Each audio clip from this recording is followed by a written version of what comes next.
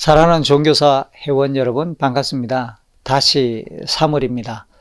봄을 알리는 꽃들에서부터 따스함이 묻은 햇살과 바람까지 생명의 약진을 격려하지만 작년부터 이어지고 있는 코로나19의 상황은 여전하기 때문에 한 해의 교육 연도를 시작하는 출발선에서 올해의 상황 역시 광야를 지난 듯이 불편하고 답답한 현실을 걸어야 할 것으로 예상할 수밖에 없습니다.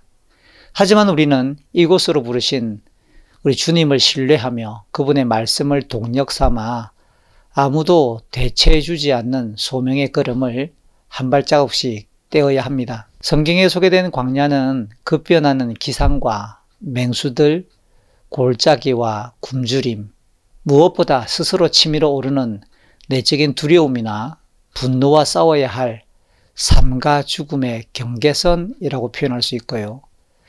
그러므로 신앙과 불신앙의 갈림길이 되었습니다.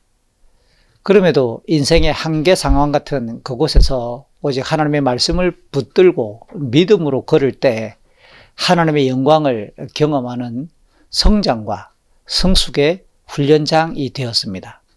공교롭게도 광야를 뜻하는 히브리어가 미드바르라고 하는 단어를 쓰고요. 말씀을 뜻하는 단어는 다바르라고 표현합니다. 이처럼 광야와 말씀, 미드바르와 다바르, 발음이 비슷하죠? 어근이 같습니다. 그래서 올해는 우리가 마치 광야길을 걷는 듯한 상황이라고 비유해서 광야길 이야기를 담고 있는 민수기를 한 해 동안 여행하고자 합니다. 가장 먼저 오늘은 민수기 1장과 2장을 통해 우리의 영적인 정체성과 능력의 근원을 살피며 힘을 내도록 여러분을 격려하고자 합니다. 하나님께서는 이집트 땅에서 혹독한 압제에 시달리던 노예들이었던 이스라엘을 그들의 조상인 아브라함과 족장들에게 약속하셨던 가나안으로 인도하시기 위해 출애굽시키셨습니다.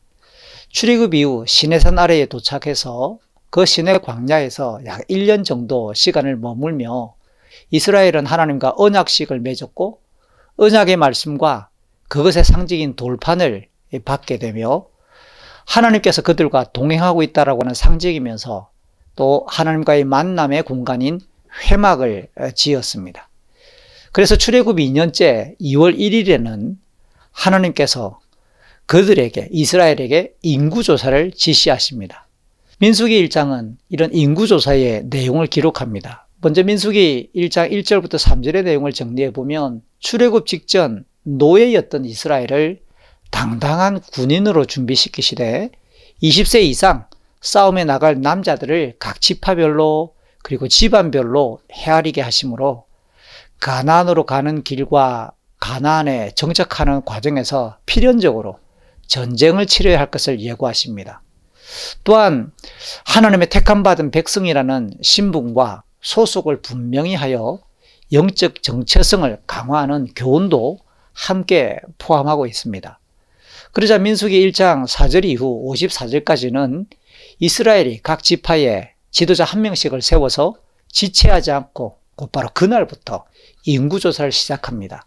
그 결과로 루벤 지파는 46,500명, 시므온에서는 59,300명, 갓 지파는 45,650명, 유다는 74,600명, 이사갈 54,400명, 스불론 57,400명, 에브라임 45,500명, 므낫세 32,200명, 베냐민 35,400명, 단 62,700명, 아셀 지파는 41,500명, 납달리는 53,400명 등 모두 12지파에서 20세 이상 싸움에 나갈 만한 군인들의 수가 603,550명으로 파악이 되었습니다. 10세라고 하는 이 나이의 기준은 당시 결혼 정년기로 이해할 수 있기 때문에 이스라엘의 전체 세대수도 그 정도로 파악할 수 있는, 어림잡을 수 있는 수겠지요. 다만 이 수에는 레위지파가 제외됐습니다. 왜냐하면 레위지파는 성소의 일을 하면서 기구를 관리하고 운반하는 등의 거룩하고도 특별한 임무를 수행하기 위함이었습니다. 이어지는 이런 인구조사의 이야기에 이어서 민수기 2장 1절부터 16절의 이야기는 이제 이스라엘 지파들이 이동을 하다가 멈추게 되었을 때 어떻게 어디에서 어떤 모습으로 그들이 진을 치고 구축해야 되는지 그 위치와 또 이동하는 행렬의 순서도 정하게 하십니다. 하나님께서는 먼저 모세와 아론에게 각각의 진을 알리는 군기와 지파별 기호를 마련하게 하십니다. 그 다음 그 군기와 기호 곁에 진을 치되 하나님의 임재와 동행의 상징인 회막을 중심 삼고 동서남북 네 방향으로 질서와 조화로운 모습을 갖추게 하셨습니다. 아마도 진영의 군기와 지파별 기호는 깃발일 것으로 추정되는데요. 지파 간에 서로의 구별을 위해 다른 색깔이나 문양을 사용했겠지요. 그래서 멀리서 봐도 구별이 쉬우면서 지파의 특색을 나타내도록 나름대로의 자율권도 주었을 것입니다. 회막의 출입구인 동쪽에는 유다 지파를 대표로 하여 이사갈과 스불론 지파가 함께 진을 치고 이들이 출발할 때에도 영광스럽게 첫 번째로 출발하게 하십니다. 이 진영의 총수가 18만 6,400명입니다. 가장 큰 규모의 진영입니다.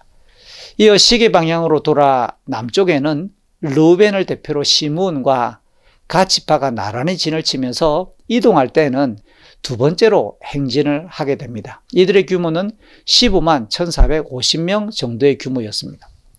한편 민수기 2장 17절 이후 34절 후반부의 내용을 보면 진을 칠 때 정중앙에 위치하던 회막을 정리하고 운반하는 책임을 맡았던 레위 지파가 그 기구들을 들고 역시 행렬할 때에도 한가운데에 위치해서 집안의 깃발을 들고 그렇게 정중앙에 위치해서 이동하게 하십니다.